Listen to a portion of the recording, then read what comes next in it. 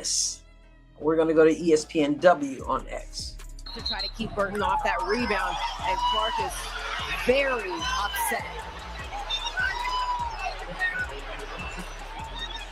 Gerda Gatling is giving Caitlin Clark a very long leash on the way she's reacting, and sometimes you just got to let the player voice their. So there you have it. Caitlin Clark was furious. The referee gave her an unusually long leash, and the replay explains why this moment became bigger than one missed whistle.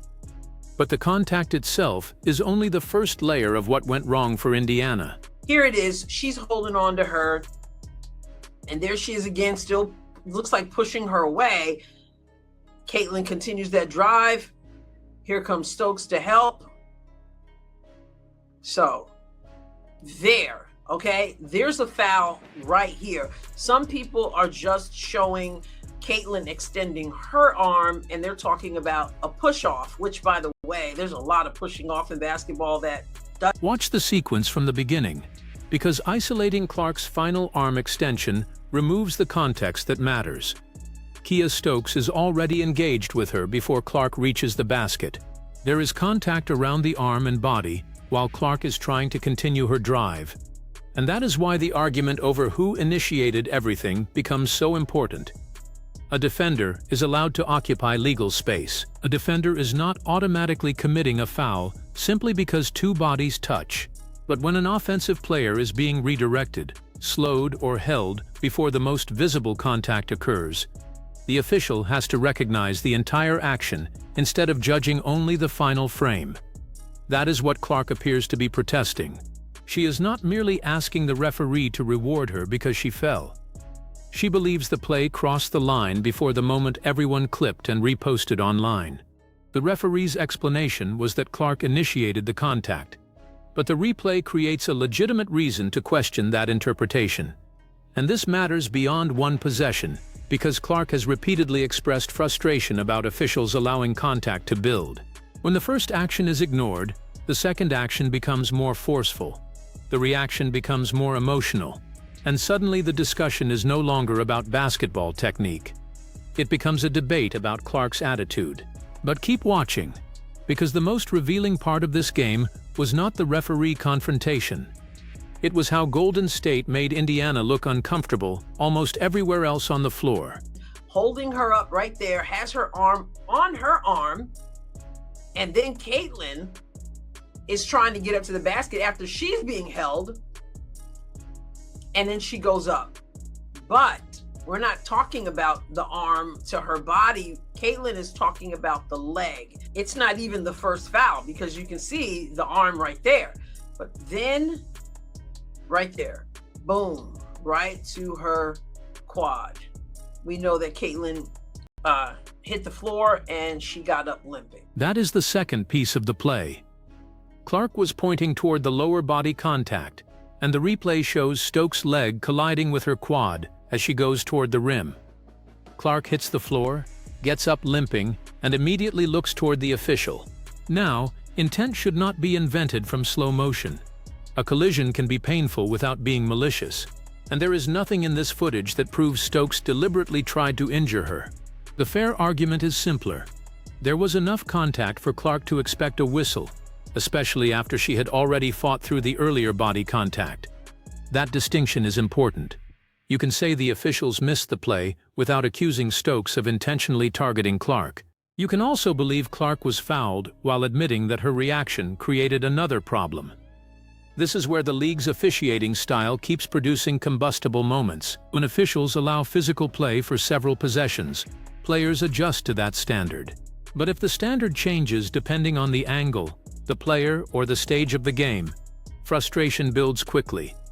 Clark is already playing under enormous attention, so every missed whistle and every complaint becomes a national argument. The no call was real controversy. The pain was visible.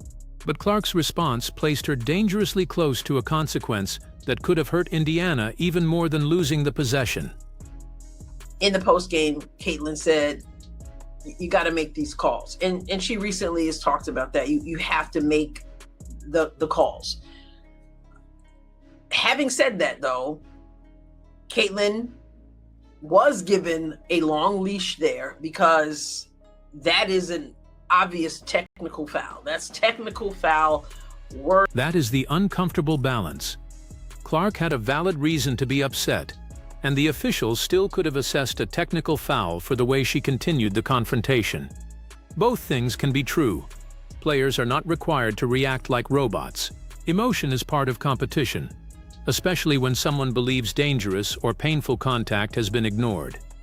Officials also understand that immediately penalizing every emotional response can escalate a situation instead of calming it. That is likely why Clark was given room to speak.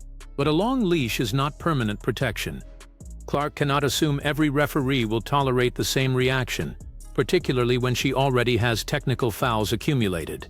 The next official may decide that the arm gestures, prolonged argument, or visible frustration cross the threshold immediately.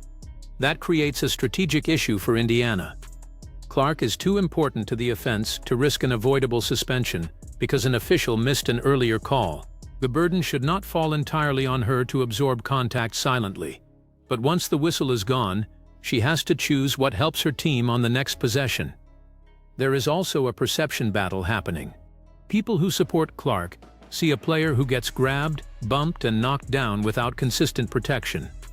People who dislike her see every complaint as proof that she expects special treatment. The actual basketball discussion gets buried between those two camps. The answer is not for Clark to stop communicating. Elite guards constantly talk to officials. The adjustment is to make the complaint shorter, clearer, and less likely to become the story. Identify the contact, make the point, and get back into the possession. That protects her credibility and forces attention back onto the missed call. Because once the confrontation became the viral image, it distracted from the larger warning Golden State delivered to the Fever. And this game was billed as the best offense in the WNBA, and that is the Indiana Fever, versus the best defense in the WNBA, and that is the Golden State Valkyries, and defense won. Defense kept the #1 team on offense in the WNBA to 75 points. This was presented as the league's top offense meeting its top defense, and the defense controlled the terms. Indiana was held to 75 points by a Golden State team that entered with an 8-game winning streak. That is not a random bad night against a weak opponent. It is a matchup exposing exactly where the Fever can be disrupted. Indiana wants pace, early offense, and open floor decisions. Clark is most dangerous when the defense is retreating. Aaliyah Boston can establish position before the paint becomes crowded, and Kelsey Mitchell can attack a defense that has not completed its assignments. Golden State denied that environment. The Valkyries made possessions slower, more physical, and more crowded. Every extra second allowed another defender to load toward the ball. Passing windows narrowed, driving lanes disappeared. Shots that might look comfortable against another team became rushed attempts against an organized shell. That is why focusing exclusively on Clark's no-call misses the structure of the loss. One whistle could have changed one possession. It would not have solved Indiana's difficulty creating clean offense over the entire game. Golden State did not need one dominant superstar performance. Its advantage came from collective discipline, depth, and the ability to force Indiana away from its preferred style. That type of defense does not always produce a spectacular highlight. It produces hesitation, late clock decisions, and offensive players taking shots a fraction earlier than they wanted. And that pressure was about to become visible in the way Indiana was forced to operate in the half court. The Valkyries played incredible defense. Indiana did not defend well enough. And so if you're turning the ball over and you're not getting stops and you can't run and play the way Indiana wants to play, then you have a team like Golden State that slows you down. And so now you have to play in the half court, and you don't want to play a defensive team like Golden State in the half court. You don't want to have to grind it out, because their defense will snuff you out. There is the tactical core of the game. Indiana turned the ball over, failed to get enough stops, and therefore lost access to the transition opportunities that normally make the offense dangerous. The sequence begins on defense. When the Fever force a miss or create a live ball turnover, Clark can push before Golden State organizes. Mitchell can sprint into space. Boston can run directly toward the rim. The defense has to protect multiple threats while moving backward. When Indiana does not get the stop, none of that happens. Golden State scores, Indiana takes the ball out, and the Valkyries are waiting. The floor becomes smaller. The possession becomes a half-court test. That is exactly where Golden State wanted the game. This is also why Indiana's own defensive performance cannot be treated as a separate issue. Poor defense damaged the offense. Every easy Golden State basket removed an opportunity for the Fever to run. Every failure to finish a defensive possession forced Indiana to attack a set defense again. Clark appeared to press at times because she was searching for small openings against a defense that rarely offered large ones. That can lead to shots being taken the instant daylight appears, even when the shooter is not fully balanced. It can also create ambitious passes because the obvious passing lane never develops. The Valkyries were not simply guarding Clark one-on-one. They were influencing the entire decision tree around her. They made her consider the help defender, the recovery defender, and the defender waiting near the rim. Even when the first matchup was beaten, another body was already present. Indiana made runs and briefly took a one-point lead. But control is different from proximity. A team can reduce the deficit without changing the conditions of the game. Golden State remained comfortable with the pace, the physicality, and the type of possessions being played. That is why the Fever's comeback attempts never produced the feeling that the Valkyries were unraveling. Indiana was fighting the score. Golden State was still controlling the game. Let's look up here. Golden State 20 in the first quarter, Indiana 18. And it looks like that was close in the first quarter, but they had to fight for that because did it start off 5-0 or 7-0? I think it might have been 7-0, but Indiana fought and lost the first quarter by 2. Here comes the second quarter. Indiana only scored 12 points to 20 from Golden State. So Golden State scored 20 points in both of these quarters.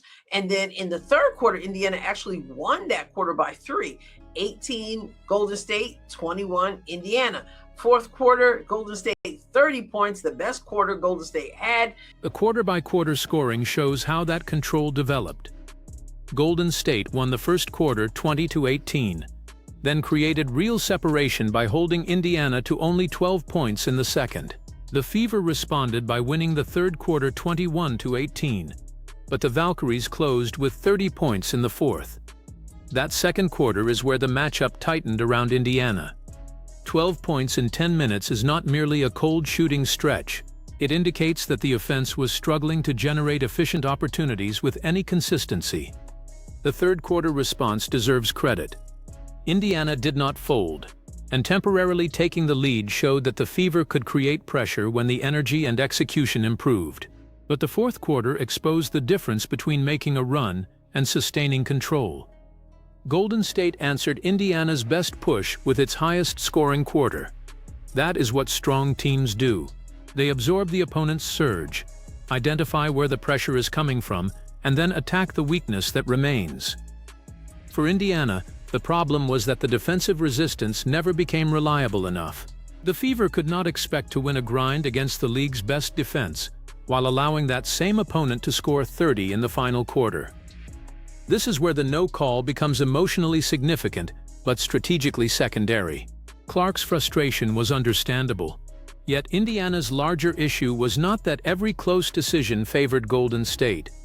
It was that Golden State repeatedly created better offensive outcomes while forcing Indiana to work harder for worse ones. The raw shooting numbers make that difference impossible to ignore. Golden State. Now, field goal, 30 for 58 for the Valkyries, 27 for 67 Fever. So the Fever had more possessions than Golden State, but obviously didn't do enough with those possessions, clearly, because we lost, though we got more shots.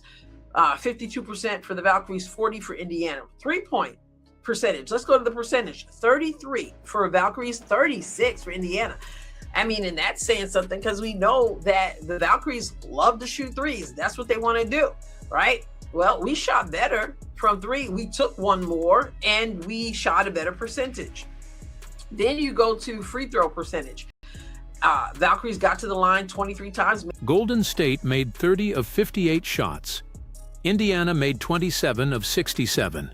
The Fever attempted 9 more field goals, but the Valkyries shot approximately 52%, while Indiana finished near 40%. That is the efficiency gap that decided the game. More attempts can create the illusion that an offense had more opportunities, but possession volume only matters when those possessions become quality shots or free throws. Indiana actually shot a higher percentage from 3, 36% compared with Golden State's 33%. That detail challenges the easiest explanation. This was not simply the Valkyries winning because they buried Indiana under a barrage of three-pointers. Golden State won by being more efficient overall. Its players converted inside the arc, finished possessions, and punished breakdowns.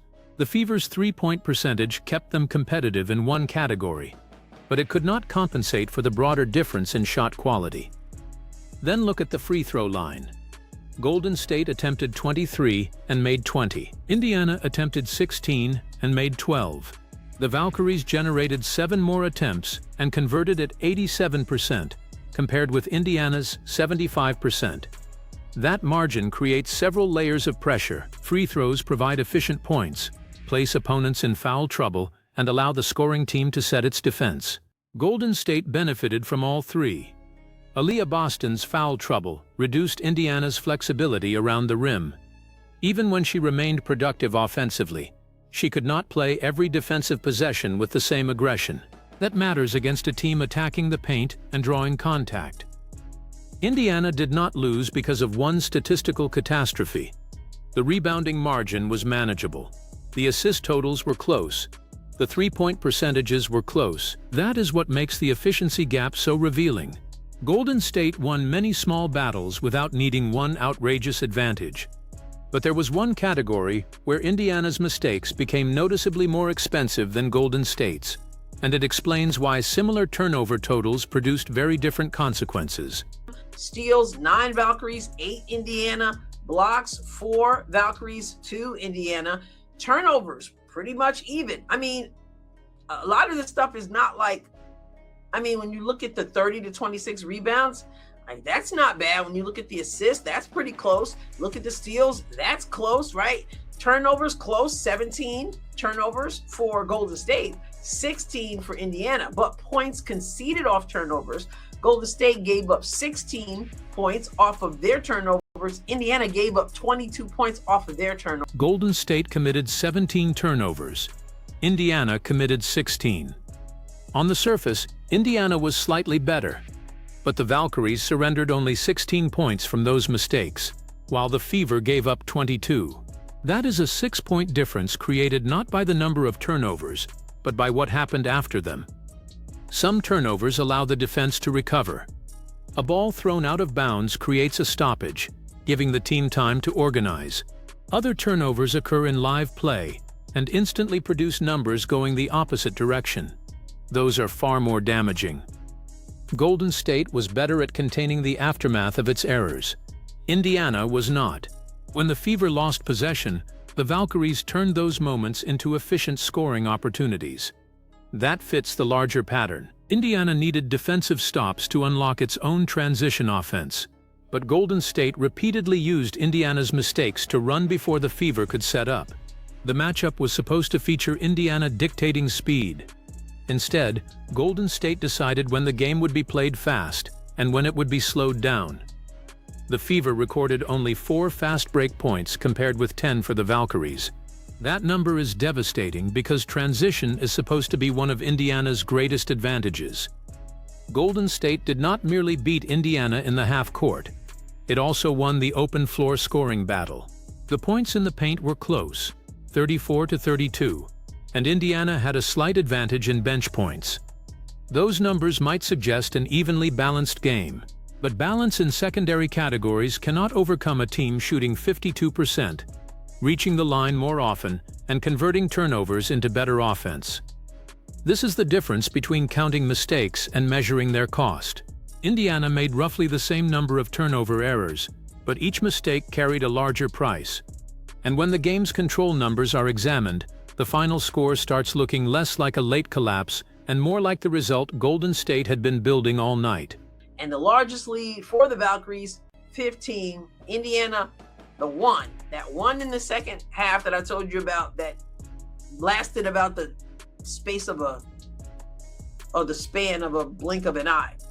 97% leading for the Valkyries, and Indiana 1%. And now the box score. Look at this, the points, the double digits for Golden State. And not just the starters. You got 3 players who started in double digits. You got 3 players off the bench, double. Golden State's largest lead was 15. Indiana's largest lead was 1. The Valkyries led for approximately 97% of the game, while the Fever led for about 1%. That is the delayed answer. Indiana was close enough at moments to create hope, but Golden State owned the game's direction almost from start to finish. This matters because final scores can hide the shape of a game. An 88-75 result looks competitive enough to imagine that one run, one call, or one hot shooting stretch could have reversed everything. The time-leading statistic tells a more complete story. Indiana spent nearly the entire night responding. The Fever were trying to erase deficits, survive Golden State's pressure, and manufacture enough offense to remain within reach. Golden State was deciding how the game would be played. That does not mean Indiana had no chance. The 1-point lead proved the Valkyries could be pressured, but the lead disappeared almost immediately because the Fever had not solved the causes of the deficit. They had temporarily overcome them. The difference is crucial. A scoring run can come from a few difficult shots, a favorable bounce, or consecutive defensive plays. Control comes from repeatedly creating the conditions that produce those results. Golden State's control was built through shot quality, defensive organization, and lineup depth. Indiana's best stretches were built through effort and temporary momentum. Momentum can change quickly. Structure is much harder to break. This is also why blaming the entire loss on Clark's shooting would be too convenient. She struggled, but she was struggling inside a game environment designed to make Indiana's creators uncomfortable. The Valkyries were winning before any single Fever player's final line was complete. The deeper problem was that Golden State could receive production from multiple places without abandoning its identity. Indiana needed its main players to overcome the defense. Golden State needed its entire rotation to keep applying it. Digits. Kayla Thornton, 11. Gabby Williams, coming back after being out, 16. 10 from Zandalicini, 4 from Kia Stokes, 4 from Veronica Burton. Ama here off the bench, 2. Janelle Stallone, 12. Tiffany Hayes, 13. You had Kayla Charles with 2, and Caitlin Chen, 14 in 10 minutes. She couldn't be stopped. And it was like she was calling her own number, like, get out of my way, I'm just going to the rack. And she went 5 for 5 from the field. The scoring distribution shows that depth. Golden State had 3 starters in double figures and 3 reserves in double figures. Gabby Williams scored 16 in her return. Janelle Stallone had 12. Tiffany Hayes added 13. Then Caitlin Chen entered and scored 14 points in only 10 minutes, making all 5 of her field goal attempts. That is the kind of bench performance that changes a game's pressure level. Indiana could not relax when Golden State substituted. There was no obvious stretch where the Fever could simply survive the starters and dominate the reserve minutes. The Valkyries kept receiving energy, scoring, and defensive activity from different combinations. Chen's performance is especially significant because it represents efficient surprise production. Indiana's scouting plan was naturally focused on Golden State's established threats. When a reserve enters, attacks confidently, and does not miss, the defensive margin disappears. Depth also protects a team from foul trouble, fatigue, and individual shooting variance. If one Golden State player was quiet, another player could fill the gap. That is why the Valkyries did not need one person to dominate the ball or carry every possession. Indiana's offensive hierarchy is more visible. Clark creates, Mitchell scores, Boston anchors the interior, and the supporting players have to convert the opportunities those 3 generate. When Golden State disrupts the first action, every role becomes harder. The Valkyries' balance forced Indiana to defend every lineup seriously. Their bench did not enter merely to rest the starters. It entered to extend the same pressure. That is championship-style depth, even though this was a regular season game. It travels well, survives cold shooting nights, and makes a team difficult to prepare for, because the decisive performance may come from someone who was not at the top of the scouting report. Indiana's stars still produced respectable totals in places, but the individual box score reveals why those numbers did not feel powerful enough to change the game. Indiana, Monique Billings, 4 points, 5 rebounds. Aaliyah Boston, 15 and 6 of 11. Good shooting percentage, but she was in foul trouble, which is a problem, and she missed some bunnies there. But 2 for 3 from 3, that continues to look good. 7 rebounds from AB, 15 and 7, not good enough. Last night, Kelsey with 20 points. Still, 20 points, 4 rebounds, but to me, it was a quiet 20. I don't know, maybe that's just me, but 7 of 16 is certainly not bad. 3 of 5 from 3 is not bad. 3 of 3 from the free throw line, 4 assists. Not. Aaliyah Boston finished with 15 points and 7 rebounds while making 6 of her 11 shots. She also hit 2 of 3 from beyond the arc, continuing to show that her shooting range can become a meaningful weapon. But the foul trouble limited her impact, and several missed finishes around the basket mattered in a game with so little offensive margin. Against Golden State, Indiana could not afford empty possessions on opportunities that would normally be considered favorable. Kelsey Mitchell scored 20 points on 7 of 16 shooting, made 3 of 5 from 3, and converted all 3 free throws. She also had 4 assists. That is an efficient and respectable line. Why did it feel quiet? Because Golden State prevented the points from becoming part of a sustained takeover. Mitchell scored, but the Valkyries answered. She produced offense, but Indiana never established a long stretch where her scoring forced Golden State to change its defensive plan. There is a difference between accumulating 20 points and bending the game around those 20 points. Mitchell did the former. Golden State prevented the latter. That is not an attack on Mitchell. It is recognition of how well the Valkyries absorbed Indiana's best individual production. A scorer can have a solid night and still feel muted when the opponent controls pace, protects the lead, and avoids giving up repeated momentum possessions. Boston's shooting and Mitchell's scoring should have been foundations for a competitive offensive performance. Instead, they became isolated positives inside an inefficient team result. Indiana needed those contributions combined with a strong Clark game, dependable wing scoring, and better defensive containment.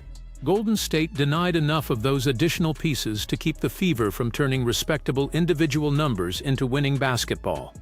And Clark's final line showed both the value she still provided and the rust Golden State was able to exploit. Being loud enough for me, but shout out to Kelsey. Lexi with 2 points. And then we got Caitlin, 13 points, shot really poorly from the field and from 3 as well. Had 6 assists though, which is good. She had a steal and a block as well. KK off the bench, 6 points on 3 of 4 shooting, also 5 rebounds.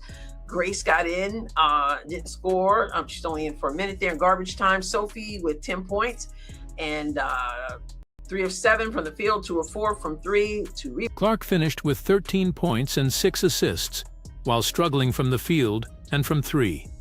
She also recorded a steal and a block. The 6 assists matter because even on a difficult shooting night, she was still creating offense for teammates. But Golden State's defense forced her to operate without a consistent rhythm, and the minutes restriction made that challenge more complicated. A player returning and trying to regain timing needs repeated possessions to read the defense, test movement, and adjust to the speed of the game. Against an ordinary opponent, that process can happen gradually. Against the Valkyries, every experimental possession can become a bad shot, a turnover, or a transition opportunity for the other team. Clark appeared to force attempts because clean windows were rare. The instinct is understandable. When a defense closes space quickly, the offensive player begins treating every half opening as the last good look that may appear in the possession. That is where patience becomes difficult. Waiting can allow the defense to become even more organized. Attacking immediately can create a shot that is rushed. Golden State forced Clark into that uncomfortable choice repeatedly. The answer is not simply telling her to shoot less. Indiana needs actions that create better initial advantages before the ball reaches the final decision. More purposeful screening, sharper off-ball movement, and quicker secondary attacks can prevent the entire possession from depending on Clark beating a loaded defense.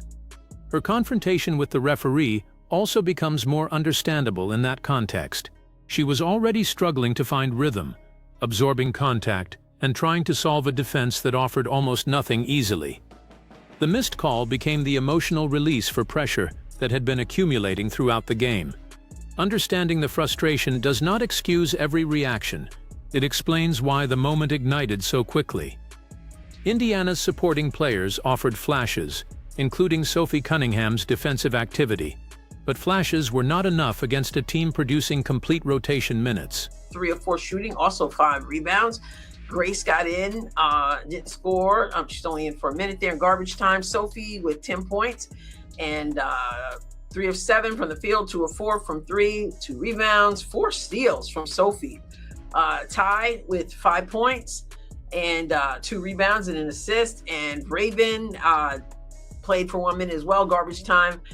Did not score. 40% from the field, 36% from 3, and 75%. Sophie Cunningham scored 10 points and recorded 4 steals.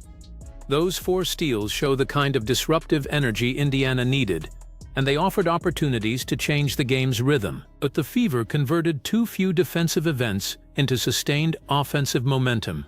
One steal can create a basket. Several connected stops can change control. Indiana never consistently reached that second level. KK Bransford contributed 6 points on 3 of 4 shooting and grabbed 5 rebounds. That was efficient work from the bench. Yet Golden State's reserve production was broader and more explosive, especially with Chen scoring 14 in 10 minutes. This is where Indiana's rotation challenge becomes clear. The Fever do not need every reserve to score in double figures, but they need each lineup to preserve the team's identity.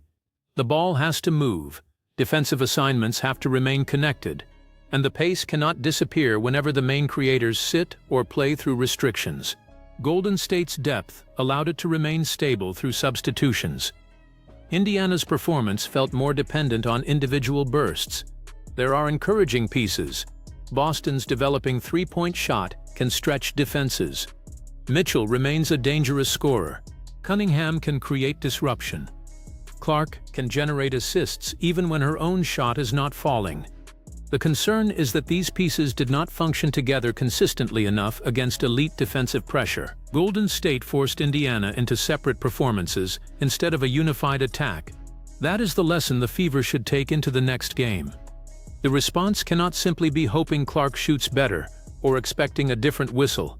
Indiana has to create an offense that remains connected when the first option is denied, and a defense that produces the transition chances the team needs. Golden State's victory was not built on a mysterious formula. The Valkyries defended with discipline, punished mistakes, received production from 6 double-figure scorers, and controlled nearly the entire game. The State was better than Indiana, at least on Wednesday night, and on a lot of other nights facing a lot of other teams. You know the saying, offense wins games, defense wins championships. Well, this wasn't a championship. It was a game, and defense still won. And it affected the number 1. Defense won this game. Golden State held Indiana's top-ranked offense to 75 points, improved its winning streak, and showed why its style can become a serious problem for any team that depends on rhythm and transition. Indiana fell to 14-10 and moved from 5th to 6th in a standings race where one result can change positioning quickly. That makes the response against Seattle more than a routine bounce-back opportunity. The Fever have to separate the emotional lesson from the basketball lesson. The emotional lesson is that Clark cannot allow missed calls to place her at risk of technical fouls or suspension. She can challenge the officiating, but she has to protect her availability. The basketball lesson is even more important. Indiana cannot rely on pace without first defending well enough to create it. The Fever cannot expect Clark to solve an elite half-court defense by herself while she is regaining rhythm. They cannot allow nearly equal turnover totals to produce a 6-point disadvantage in points off those mistakes, and they cannot survive an opponent shooting 52% while receiving double-figure scoring from half its rotation. The no call deserves scrutiny. The replay shows why Clark believed contact was missed, and her visible pain should not be dismissed. But one missed whistle did not create a game in which Golden State led approximately 97% of the time. The Valkyries won because they controlled the conditions. They decided when Indiana could run, where Clark would see help, how difficult Boston's touches would become, and whether Mitchell's scoring would develop into momentum. That is the real challenge for the Fever. Are they going to treat this as one frustrating night against a hot team? Or are they going to recognize the blueprint Golden State just handed every future opponent? Was Indiana's biggest problem the officiating, Clark's reaction, or the way Golden State dismantled the Fever's preferred style? Choose one in the comments, hit like if you want more honest WNBA breakdowns, and subscribe so you do not miss what happens next.